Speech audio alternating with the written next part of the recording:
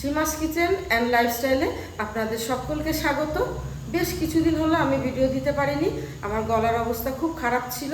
এই 2 দিন হচ্ছে আমি আবার ভিডিও দিতে শুরু করেছি। আজকে একদম একটা নতুন রেসিপি আপনাদের সঙ্গে শেয়ার করব। আপনারা দেখতে থাকুন, আমার সঙ্গে থাকুন। চলুন শুরু করা যাক। দেখুন বন্ধুরা, এখানে আমি 150 গ্রাম মুসুরি ডাল ভিজিয়ে রেখেছি, এই যে বাটিতে রেখে দিয়েছি।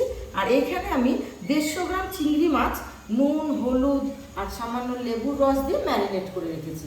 এখন আমি এইগুলোকে বিভিন্ন রকম মশলা দিয়ে মিক্সিতে পেস্ট করে নেব। প্রথমে আমি এই চিংড়ি মাছটাকে পেস্ট করে নেব। দেখুন এখানে চিংড়ি মাছটা পেস্ট করা হয়ে গেছে। এখন আমি একটা থালায় ঢেলে নেব।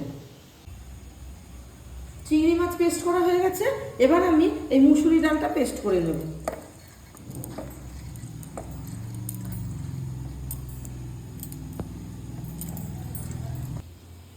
দিয়ে দিচ্ছি কুচনো পেঁয়াজ, কাঁচা লঙ্কা। এটা আমি এবার মিক্সিতে পেস্ট করে নেব। চিংড়ি মাছের পেস্ট আর ডালের পেস্টটাকে আমি কিছু মশলা দিয়ে মেখে নেব। 1 চামচ আদা রসুনের পেস্ট, 1 চামচ হলুদ গুঁড়ো,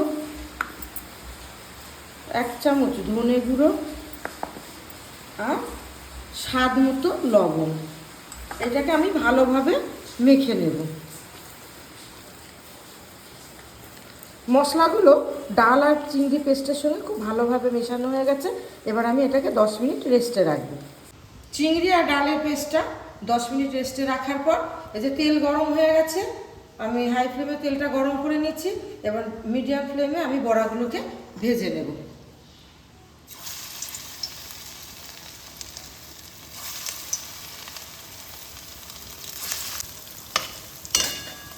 বড়াগুলোকে আমি লাল লাল করে ভেজে নিচ্ছি। 1 পিঠ হয়ে গেছে, আর 1 পিঠ উল্টে দিচ্ছি। আমি এবার তুলে নিচ্ছি। এইভাবেই সব বড়াগুলো আমি ভেজে নেব। বন্ধুরা, এই বড়াটা কিন্তু স্ন্যাক্স হিসাবেও বৈকালবেলা খেতে খুব ভালো লাগবে। হ্যাঁ, বড়াগুলো আমি মিডিয়াম ফ্লেমে এইভাবে ভেজে নিচ্ছি বন্ধুরা। আর কিছুটা পেস্ট আমি রেখে দিচ্ছি, এটা আমি স্ন্যাক্স হিসাবে ছোট ছোট বড়া করে ভেজে খাবো। আর এই যে ঝোলের বড়াগুলো এখানে ভাজা হয়ে গেছে, আর কিছুটা স্ন্যাক্স হিসাবে খাবার বলে এখানে ছোট ছোট করে ভাজা হচ্ছে।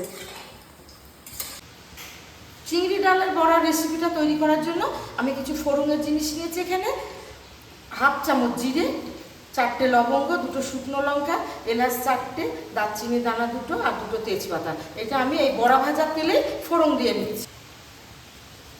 আমি এই বড়া ভাজার তেলে এগুলোকে ফোড়ন দিয়ে নিচ্ছি। এই ফোড়ন থেকে একটা খুব সুন্দর মিষ্টি গন্ধ আসছে। এবার আমি এর মধ্যে কুচনো পেঁয়াজগুলো দিয়ে দিচ্ছি।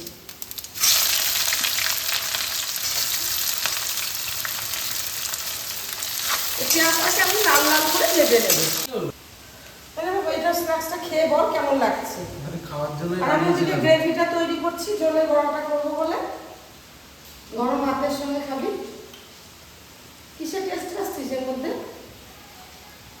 চিংড়ি চিংড়ি মাছ দিয়েছি। দারুণ লাগছে বন্ধুরা, অসাধারণ হয়েছে। চিংড়ি এমন একটা জিনিস, যে কোনো রেসিপিতে দিলে তার টেস্টটা অনেকটা বেড়ে যায়। আর চিংড়ি মাছ আমার খুব প্রিয়। আর বিশেষ করে এই বড়ার সাথে চিংড়ি মাছ দিয়ে যে বড়াটা করেছে মা, এটা তো একদম কি বলবো, বাইরে বৃষ্টিও হচ্ছে, মনে হয় শুনতে পাচ্ছেন আপনারা, একদম জমে গেছে। রাত হয়ে গেছে, চা খেতে পারছি না, এটা চা দিয়ে সন্ধ্যাবেলা একদম পারফেক্ট। প্লিজ এটা ট্রাই করবেন। আপনারা এইভাবে স্ন্যাক্স হিসাবেও খেতে পারেন, খাবেন অবশ্যই। সেটা আমাকে খাইয়ে দিল, খুব ভালো লাগছে খেতে। আর ঝোলটা তৈরি করব, করে গরম ভাতের সঙ্গে খাবো। আপনারা আমাদের সঙ্গে থাকুন। এখানে আমি 1 চামচ আদা রসুনের পেস্ট দিয়ে কষিয়ে দিচ্ছি। আদা রসুনের কাঁচা গন্ধটা না দেওয়া পর্যন্ত আমি এখানে কষাতে থাকছি।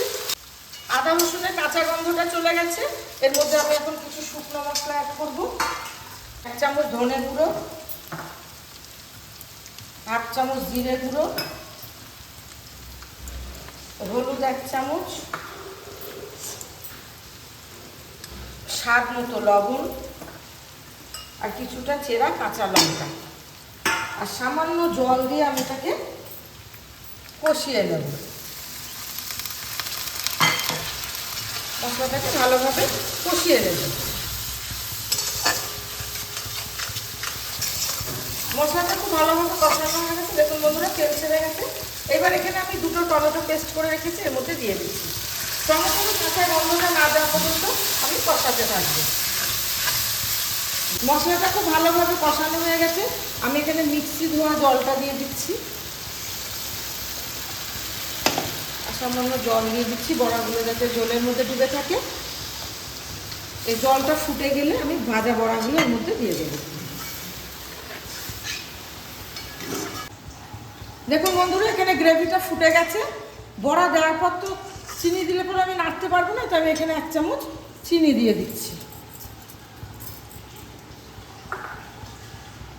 চিনিটাকে ভালোভাবে মিশিয়ে নেব। এবার এই ভেজে রাখা বড়াগুলো এর মধ্যে দিয়ে দেব।